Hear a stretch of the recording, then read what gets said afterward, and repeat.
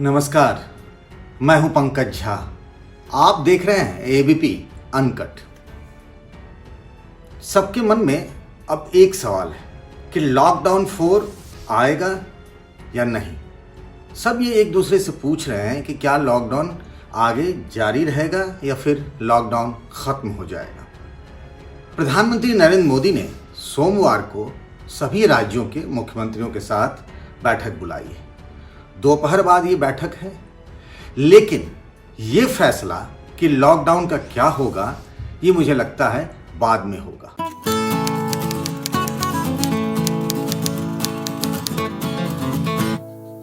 आप जैसा कि जानते ही हैं कि 17 मई तक लॉकडाउन है। कुछ छूटें देने पर पहले ही फैसला हो चुका है।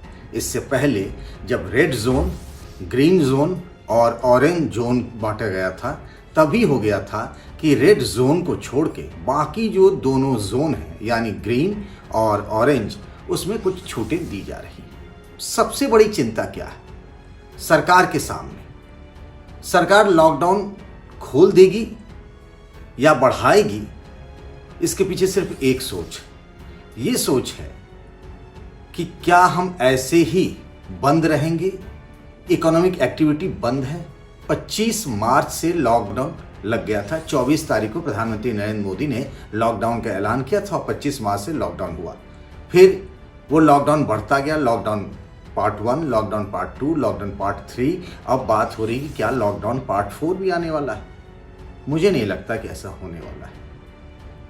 कोरोना मरीजों की संख्या करीब 65,000 के आसपास पहुंच गई। महाराष्ट्र, गुजरात, दिल्ली, इन 3 राज्यों के और साथ ही मुंबई, अहमदाबाद, सूरत, दिल्ली, आगरा, इंदौर, भोपाल, हैदराबाद, इन शहरों की हालत बहुत खराब है। हो सकता है इन सभी जगहों पर जहां कोरोना मरीजों की संख्या बहुत ज़्यादा है, कुछ बंदिशें यानी कि कुछ रोक टोक रहेगी। लेकिन अभी सबसे बड़ी चिंता क्या है? कोरोना से जो नुकसान हो रहा है जान माल का, वो तो हो ही रहा है, लेकिन सबसे बड़ी चिंता अब ये भी है कि ये जो अर्थव्यवस्था बिल्कुल तबाह हो गई है, चौपट हो गया है। मैं सिर्फ बात हिंदुस्तान की नहीं कर रहा हूँ, पूरी दुनिया की इकोनॉमी खत्म हो गई है, बर्बाद हो गई है। ये हाल है नौकरियों का कि 27% बेरोजगारी बढ़ गई है, यानी हर चौथा हिंदुस्तानी अपना नौकरी गंवा चुका है। और ये हालात और भी खराब होंगे अगर हमने लॉकडाउन में ढील नहीं दी। यानी ये जो लॉकडाउन आगे होगा उसे हाफ लॉकडाउन बना दें तो शायद सांप भी मर जाए और लाठी भी न टूटे। यानी कि कामकाज चले, फैक्ट्रियां शुरू हों, पैकेजिंग इंडस्ट्री की, जहां पर कंज्यूमर आइटम बनता है उनकी, गारमेंट सेक्टर की, इसके अलावा जो दूसरे कंस्ट्रक्शन का काम होता है, हाईवे बनने लगेगा। तो ये सब काम अगर धीरे धीरे शुरू हो जाए तो फिर लोगों को एम्प्लॉयमेंट मिलने लगेगा। आजकल आप टीवी पे क्या देख रहे हैं, अखबारों में क्या देख रहे हैं? सिर्फ एक ही कहानी, हर तरफ मजदूरों की परेशानी। औरंगाबाद में हुआ, रेल की पटरी पर 16 लोगों की जान चली गई। फिर कुछ लोग जा रहे थे यूपी, प्रयागराज, और दुर्घटना हो गई मध्य प्रदेश में, 5 लोगों की वहाँ मौत हो गई। हर दिन देश के कोने कोने में अलग अलग हाईवे पर लगातार हजारों की संख्या में मजदूर पैदल ही चले जा रहे हैं, उनके साथ हादसे हो रहे हैं। ये हम रोक सकते हैं अगर इकोनॉमी खोलेंगे। एक खबर ये भी आई कि हरियाणा में 1 लाख लोगों ने रजिस्ट्रेशन कराया है कि वहाँ जो फैक्ट्रियाँ खुलने लगी हैं तो वो जो अपने गांव चले गए थे, लॉकडाउन में परेशान थे, उन्हें एक वक्त तक खाना भी नहीं मिल पा रहा था, जिद कर वो अपने गांव चले गए, घर चले गए। वहाँ भी उनके पास कुछ करने को है नहीं, कोई एम्प्लॉयमेंट तो है नहीं, कोई उनकी मदद कर नहीं रहा है। तो वहाँ पर आखिर करेंगे क्या? उसी रोटी की जुगाड़ में ही तो अपना घर गांव छोड़कर वो बड़े शहरों की तरफ आए थे, रोज कमाते थे, खाते थे, जिंदगी चल रही थी। अचानक लॉकडाउन हुआ, सब कुछ बंद हो गया, उनके पास पैसे नहीं थे, एक वक्त तो खाना नहीं मिल रहा था, तो फिर वो गांव चले गए। अब ये बात आ रही कि फैक्ट्रियां खुल रही हैं तो 1 लाख लोग जो हरियाणा में हैं उसमें से करीब 70-75% जो यूपी और बिहार के हैं वापस लौटना चाहते हैं, वहाँ फैक्ट्रियों में काम करना चाहते हैं। तो जब फैक्ट्रियां चलने लगेंगी, कल कारखाने चलने लगेंगे, ऑटो टैक्सी चलने लगेगी, दुकानें शुरू हो जाएंगी, तो जो मजदूर थे, रोज कमाने खाने वाले थे, एक दिन कमाते थे और उसी से उनका घर परिवार चलता था, तो फिर वो जहां हैं वहीं ठहर जाएंगे। अब मसलन एक उदाहरण ले लेता हूँ, नोएडा में बहुत सारी फैक्ट्रियां हैं।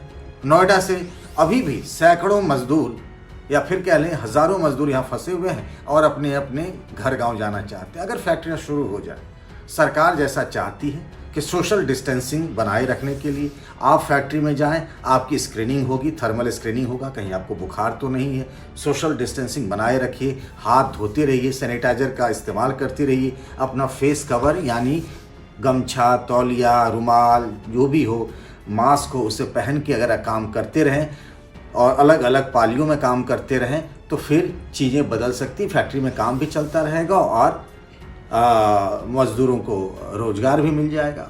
इस बीच ये भी कई राज्यों ने अपने तरफ से लेबर लॉ में भी बदलाव किए हैं। यूपी के अलावा मध्य प्रदेश, राजस्थान, गुजरात, इन सभी जगहों में लेबर लॉ को बदला गया है। जो बहुत कड़ाई से लेबर के लॉ लगाए जाते थे जिससे फैक्ट्री मालिकों को परेशानी होती थी, वो 3 साल के लिए सस्पेंड कर दिया गया। नहीं, वो अभी नहीं लगेगा। मसलन अब आपको एक एग्जाम्पल बताता हूँ, यूपी का ही बता दूँ आपको कि ओवर टाइम का शिफ्ट खत्म कर दिया गया। पहले था कि 8 घंटे का एक शिफ्ट होता था, 8 घंटे आपको काम करना है, उसके बाद अगर आप काम करेंगे तो उसका ओवर टाइम मिलेगा। यानी 8 घंटे के बाद मान लीजिए 8 घंटे में आपको 80 रुपये मिलते थे। 2 घंटा आपने और काम किया यानी कुल मिलाकर 10 घंटे, तो 2 घंटे काम करने के लिए आपको 20 रुपये नहीं मिलते थे, उसको 4 घंटे के पैसे मिलते थे 2 घंटा काम करने पे, यानी दिन भर में आपको 120 रुपये मिलते थे। लेकिन अब आप 12 घंटे काम कर पाएंगे, ओवर टाइम का शिफ्ट खत्म हो गया है। तो ये बदलाव किया गया है। इससे क्या होगा ना कि फैक्ट्री मालिकों का जो उत्पीड़न होता था वो एक बंद हो जाएगा। हालांकि कई पार्टियां इसका विरोध कर रही हैं, कांग्रेस भी विरोध कर रही है, लेकिन कांग्रेस के राजस्थान में सरकार है और वहाँ ये लेबर कानून में बदलाव भी हो गया है।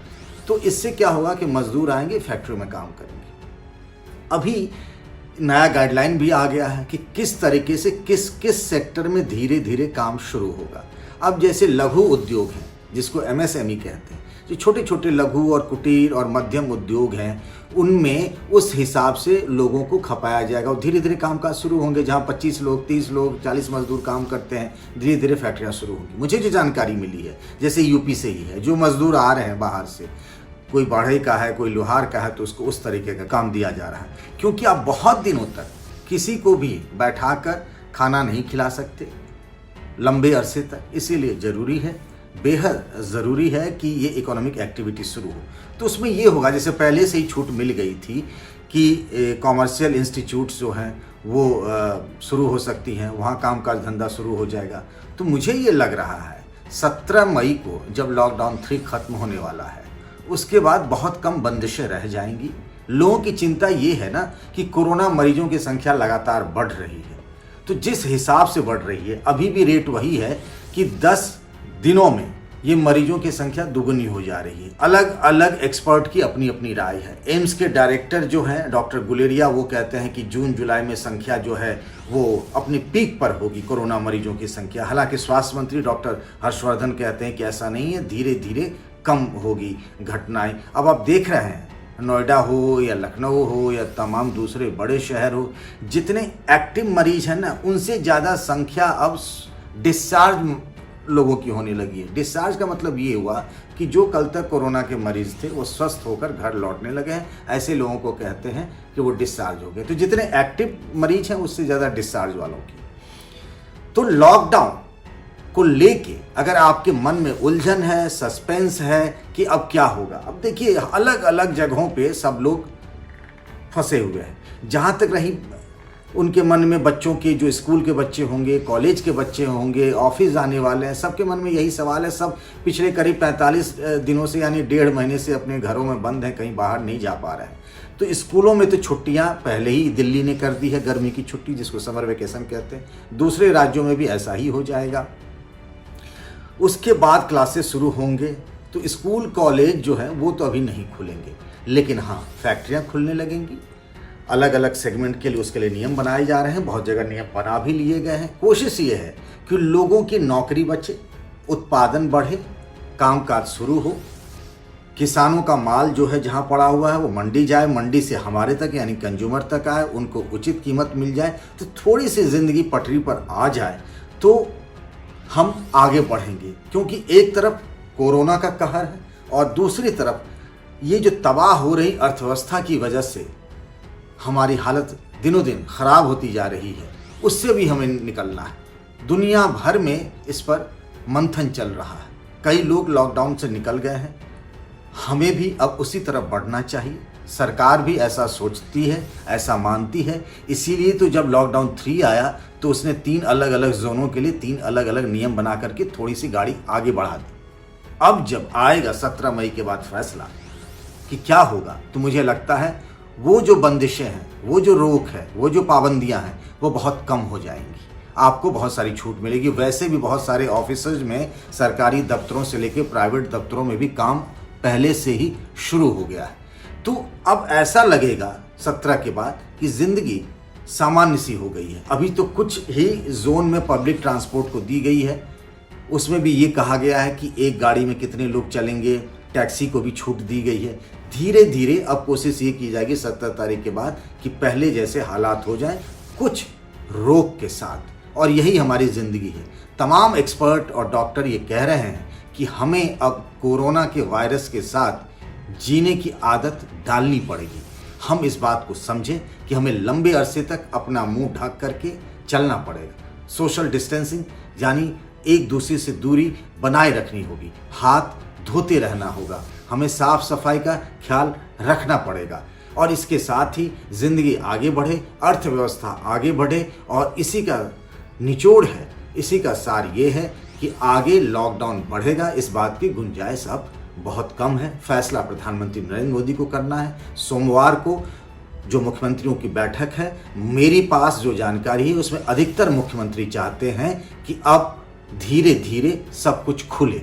मैं यूपी सरकार की बात कर सकता हूँ, यूपी सरकार ऐसा चाहती है, दिल्ली में अरविंद केजरीवाल की सरकार ऐसा चाहती है, मध्य प्रदेश में शिवराज सिंह चौहान ऐसा चाहते हैं, अधिकतर मुख्यमंत्री चाहते हैं कि हम अब लॉकडाउन से आगे बढ़ें। ये तालाबंदी थी ना, ये ताला जो लटका हुआ था वो सिर्फ सांकेतिक रूप से रहे, कामकाज चले। सब इस बात पर सहमत हैं तो नहीं होंगे, लेकिन अधिकतर मुख्यमंत्रियों की यही राय है। मुझे लगता है प्रधानमंत्री भी इस बात को मानेंगे और उसी हिसाब से फैसला होगा, और फिर उसके हिसाब से ही हमारी ज़िंदगी 17 के बाद यानी लॉकडाउन की तस्वीर बदलेगी, ये कहा जा सकता है। एबीपी न्यूज़ आपको रखे आगे।